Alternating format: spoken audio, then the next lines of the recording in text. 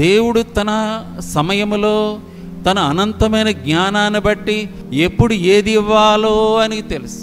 ఎప్పుడు ఏ స్థితిగతులు, ఎప్పుడు ఎక్కడ పెట్టాలో ఇతన్ని ఈ భూగోళం మీద ఇతనికి భూ సంబంధమైనటువంటివి ఎప్పుడు ఎలాగా ఏ సమయంలో ఇస్తే కరెక్టో క్షేమకరమో అప్పుడే ఇస్తాడు ఆయన.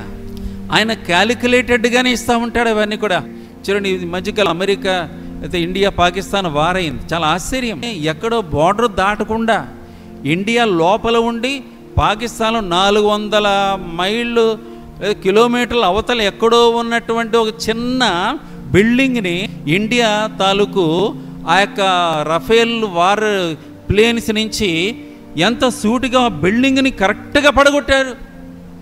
400 మైళ్ళ దూరం నుంచి మనం చూస్తే అక్కడ ఎక్కడో మూలన్న బిల్డింగ్, ఈ బిల్డింగ్ అనుకోండి 400 అవతల నుంచి బార్డర్ దాటకుండా, ఎల్ఓసి దాటకుండా అక్కడి నుంచి ఒక మిసైల్ పంపి కరెక్ట్గా పక్కన వాళ్ళకి డిస్టర్బ్ అవ్వకుండా కరెక్ట్గా బిల్డింగ్ మధ్యలో దాన్ని తుక్కు చేసి పెట్టారు.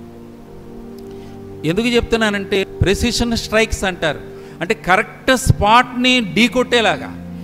మరి మన దేవుడికి ఎంత ప్రెసిషన్ ఉంటుంది నీ నా విషయంలో. ఒక ఇండియా అయితే ఏఐ అనుకోండి, ఆర్టిఫిషియల్ ఇంటెలిజెన్స్ అనుకోండి, ఏదైనా అనుకోండి, కానీ వాళ్ళకి అంత కరెక్ట్గా ప్రెసిషన్ స్ట్రైక్స్గా కరెక్ట్గా స్పాట్ని కొట్టాలనుకొని కొట్టగలిగితే దేవునికి నీ నా విషయంలో ఎంత ప్రెసిషన్ ఉంటుందో కదా.